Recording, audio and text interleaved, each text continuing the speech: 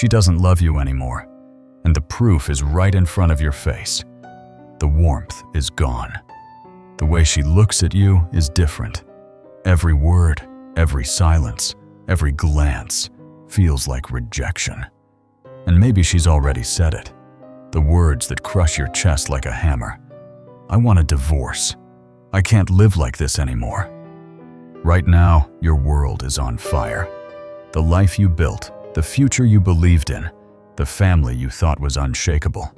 It's slipping through your fingers. And the more you fight to hold on, the faster it burns away. You beg. You promise. You remind her of the kids, the wedding, the memories. You pour your heart out, thinking love can still save this, but it doesn't. Every "I love you" pushes her further. Every plea makes her colder, and the truth is brutal. Everything you've been told about saving a relationship, communication, vulnerability, emotional honesty, it's not just wrong, it's destroying your last chance. This isn't about fixing things with sweet words or grand promises. This is about survival, about breaking the cycle that's killing her attraction to you. And if you don't hear what I'm about to say, you'll keep doing the very things that prove her decision is final. Stay with me, because what comes next will flip everything you think you know about saving your marriage. You're probably thinking the way to save her is to show how much she means to you, to pour your heart out, to remind her of every good moment you've shared, to promise that you'll change, that you'll be better, that you'll never take her for granted again. It feels like the natural move. It feels like the only move. But here's the bitter truth. Those desperate gestures are not bringing her closer. They're driving her away faster than ever. When a woman has reached the point where her love feels dead, her emotions are no longer soft. The atmosphere between you is heavy, charged, suffocating. Every word you say, every attempt to reconnect, becomes another spark on a pile of gasoline. You think, "I love you" is healing. To her, it sounds like nails on a chalkboard. You think saying, "I miss you" proves devotion. To her, it feels like chains tightening around her neck. What you call vulnerability, she sees as weakness. What you call honesty, she experiences as pressure. You believe you're fighting for the marriage. She feels you're smothering the last bit of air she has left. I once worked with a man who thought he was doing the right thing. Every morning he wrote his wife long texts about how much he loved her, how sorry he was, how life was meaningless without her. He thought those words were romantic. He thought they proved his commitment. But do you know what she did with them? She handed them to her lawyer as evidence of harassment. The very confessions he believed would win her back became ammunition to bury him. That's how twisted this dynamic is when a woman has emotionally checked out. And it doesn't stop with words of love. The questions you ask her are even worse. Do you still love me? Are you angry? Can we fix this? What are you thinking? Every time those questions leave your mouth, you strip yourself of power. You place her in the position of judge, jury, and executioner over your future. And she has no interest in comforting you. By forcing her to articulate her contempt, you make it real. You make it permanent. Once she says, "I don't love you anymore," it doesn't hang in the air as a possibility. It hardens into truth. Then come the promises, the desperate bargains. "I'll change. I'll do whatever you want. Just give me 3 months." You think it's negotiation, but to her, it's pathetic. You're not showing strength. You're showing that you have no spine, no core, no identity apart from her. She doesn't hear devotion. She hears surrender. And nothing kills desire faster than a man who begs to be kept. Even the appeals to her conscience backfire. You try to make her see how much she's hurting you. You bring up the vows, the kids, the years you've invested. But her mind won't let her feel guilty. She has already built a wall of justifications to protect herself. If she cheated, she'll blame you for being distant. If she's leaving, she'll tell herself it's because you failed her. Every attempt you make to call her out only feeds her narrative that you're manipulative, controlling, the very reason she's running.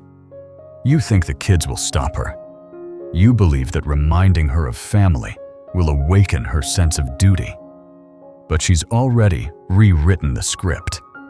In her mind, if she's unhappy, the kids are unhappy. If she leaves and finds joy, then the kids will benefit. She doesn't see your argument as selfless. She sees it as another attempt to trap her. And the most humiliating mistake of all is weakness.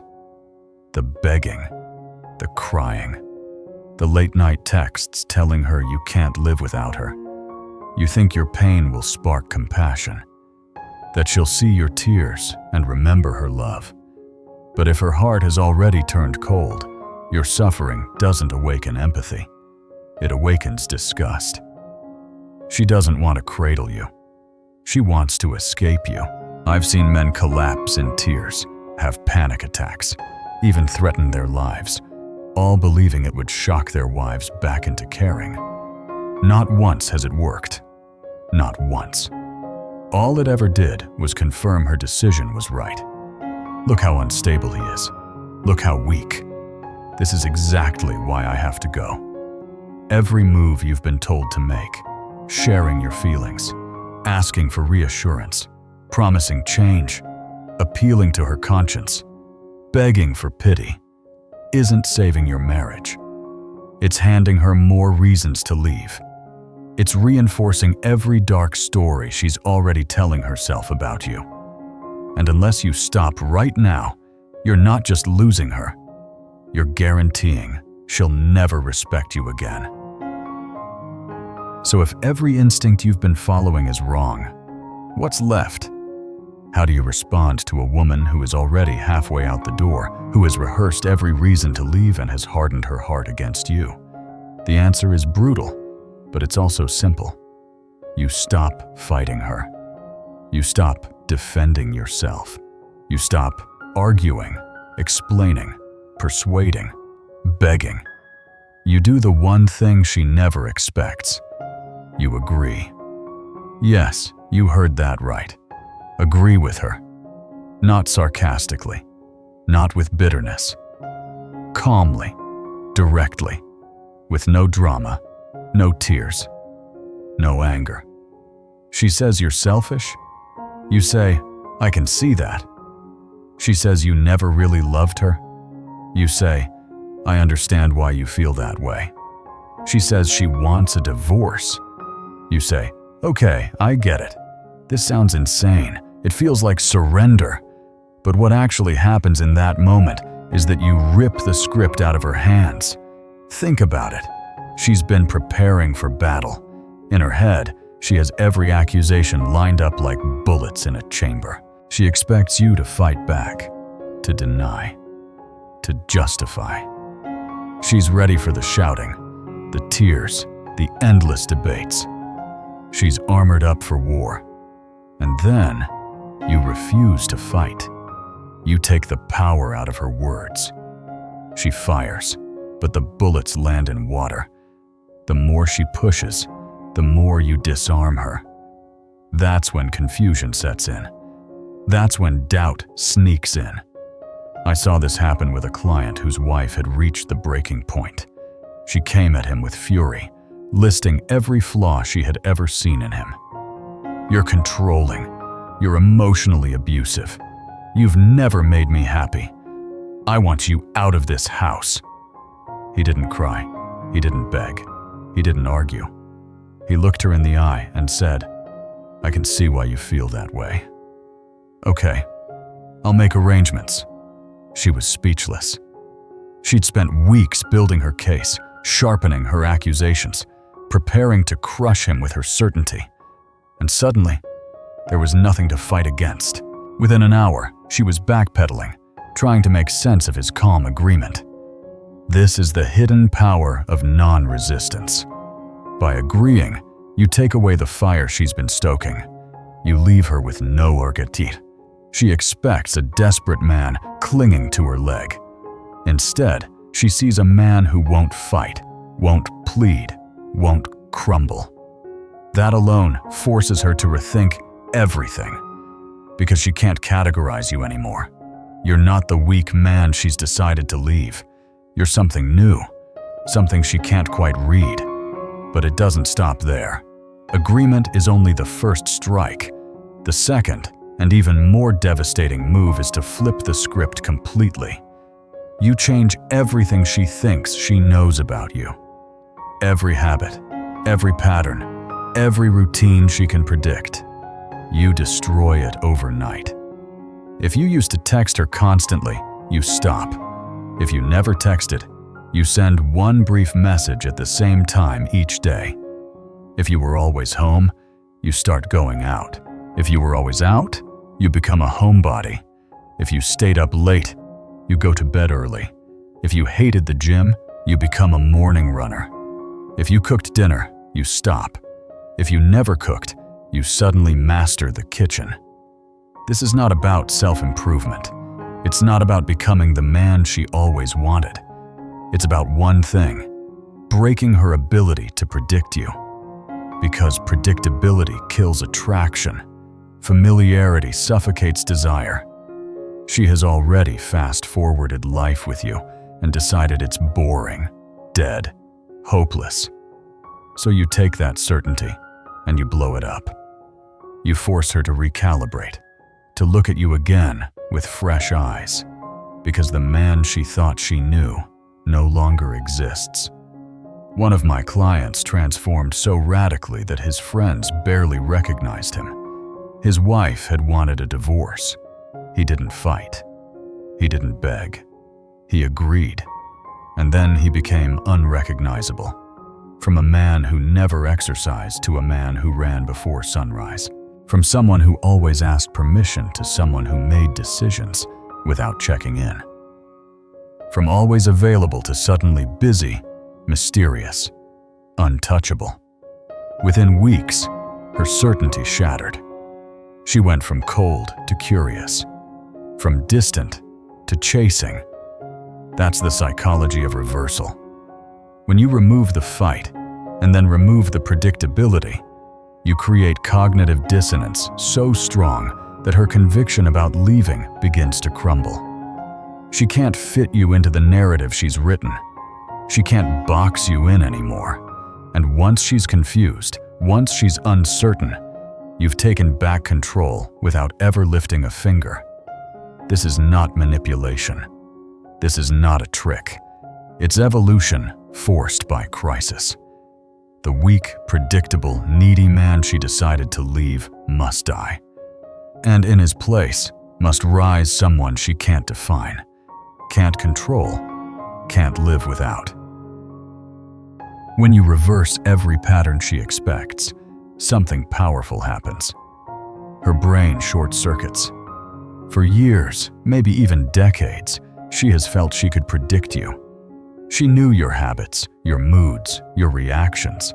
She thought she could see the entire movie of her life with you. Same scenes, same frustrations, the same dull ending. That predictability gave her certainty, and certainty is what allowed her to leave. She believed she knew exactly who you were, and that meant she believed she knew exactly what her future with you would look like. But when you tear that script apart and replace it with something she cannot predict, you trigger chaos in her subconscious. Suddenly, the man she had defined is gone, replaced, unrecognizable. She can't calculate the future anymore because the foundation of her certainty has vanished. That's when attraction, curiosity, even doubt begin to creep back in. I worked with a man who had been begging his wife to stay. She was done, completely detached, ready for divorce papers. He tried everything: emotional talks, long messages, promises to change. None of it worked. she only pulled further away. Then, with my guidance, he did the opposite. He stopped pleading. He agreed with her decisions, and then he flipped his entire life. This man had never exercised. Suddenly, he was running every morning before dawn. He had always been home by 6, waiting, predictable. Suddenly, he enrolled in evening classes, building a new life outside of her. He had always been the one pursuing her for intimacy. Now, he showed complete disinterest, as if sex with her wasn't even on his mind. He had never cooked a meal in his life. Suddenly, he became a gourmet chef. Friends who had known him for years barely recognized him. His transformation was so complete that even his children asked, "What happened to Dad?" And his wife? At first, she was furious. She accused him of faking it, of playing games, but he didn't flinch. He didn't explain. He didn't justify.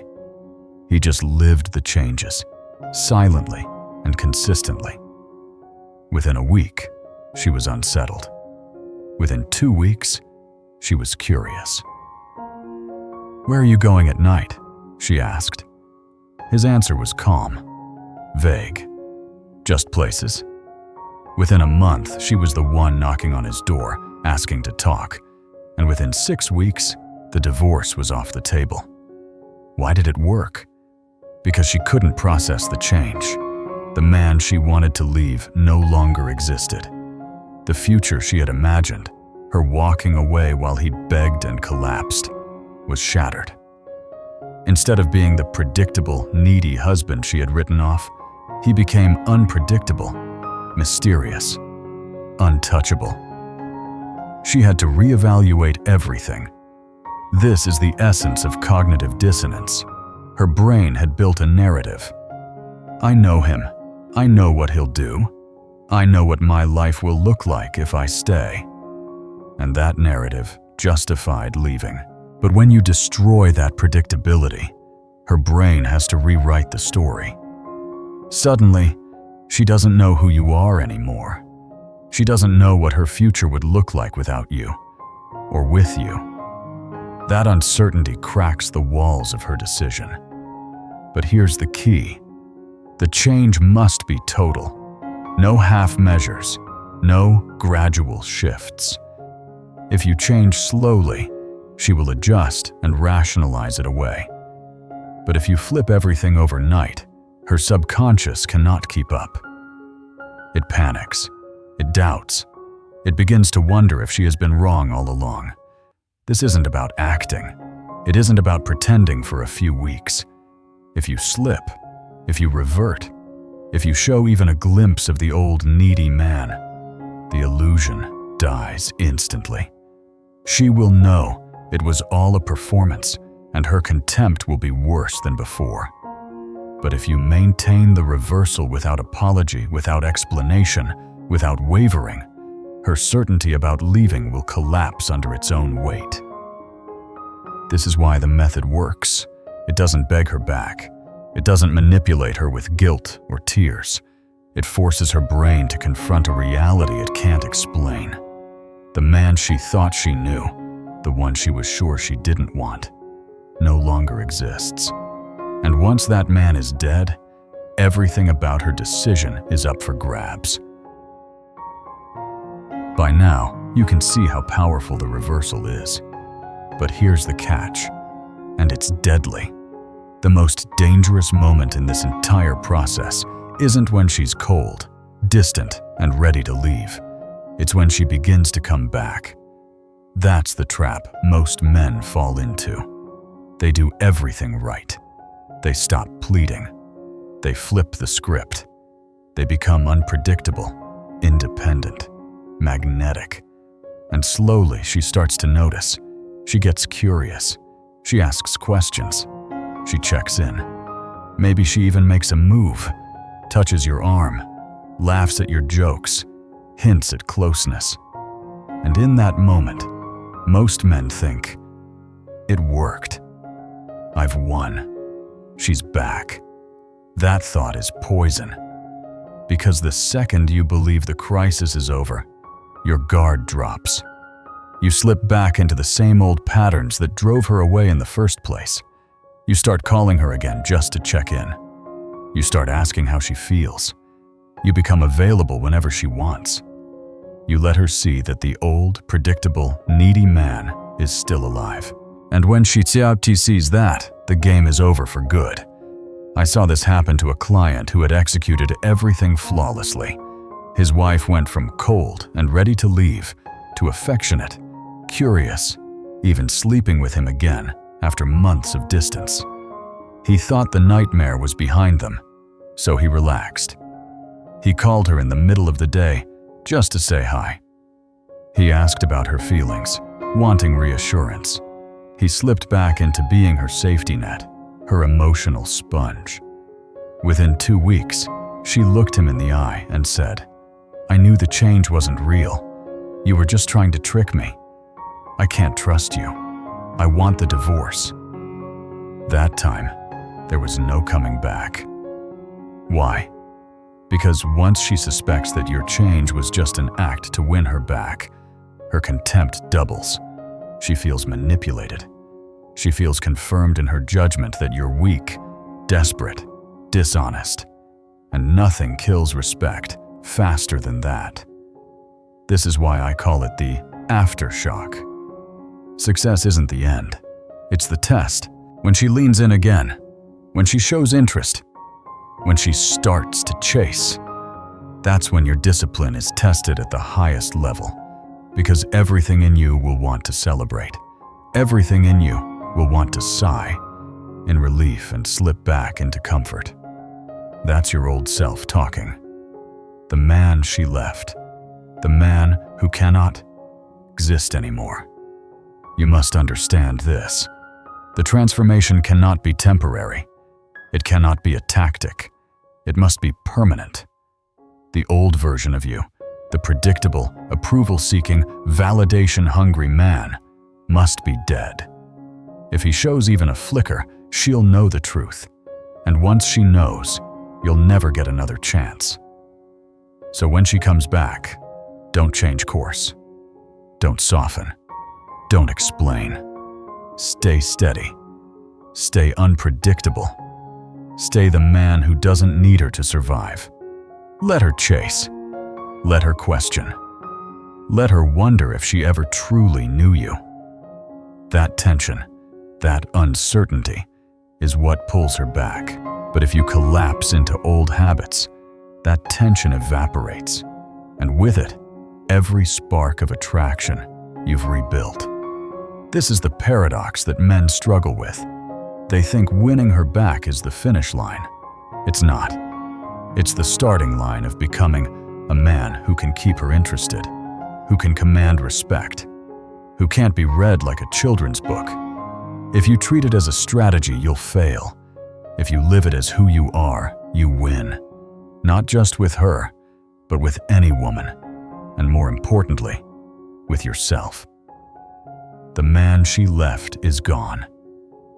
He must never return, because if he does, so will her certainty that she's better off without you. Some men hear all this and whisper, "But isn't it manipulation? Isn't it dishonest?" No. What's dishonest is pretending to be broken, so she pities you. What's dishonest is clinging with guilt, with tears, with desperation, trying to trap someone who doesn't want to be there. That's manipulation. What I'm talking about isn't trickery, it's transformation. The truth is harsh, but liberating. The relationship you had is dead. It died the moment she checked out, the moment she decided she no longer respected you. You can't resurrect that version of us. You can't drag her back to old vows, old promises, old memories. The only path forward is to build something new, and that begins with becoming someone new. Not fake, not temporary, but real, evolved. And here's the twist nobody tells you. Sometimes, even when this works perfectly, even when she starts chasing you again, you realize you don't actually want her back.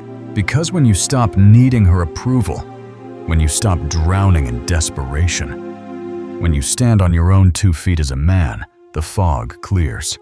And in that clarity, you may see the truth. Maybe the relationship wasn't worth saving. Maybe the version of her you were clinging to doesn't even exist anymore. Maybe you are stronger without her. And that's okay. That's victory too. Because this process was never about bending yourself into whatever shape might keep her. It was about killing the version of you that drove her away. The weak, predictable, approval-hungry man. And birthing someone better. A man who doesn't beg. A man who doesn't collapse when love is threatened. A man who is dangerous, mysterious, independent, alive. That's the man she can't resist. That's the man any woman would fight to be near. But don't misunderstand. This is not a trick you pull for a few weeks to get her back. Then relax into comfort. If you revert, if you let the old patterns resurface, everything crumbles worse than before. She'll know you were acting. She'll know it was all for show. And the contempt she feels will be permanent. That's why this change must be real. Permanent. Carved into who you are. And here's the paradox that burns itself into your mind. Only when you are truly willing to lose her will she start fearing losing you. Only when you no longer need her will she feel the need to fight for you.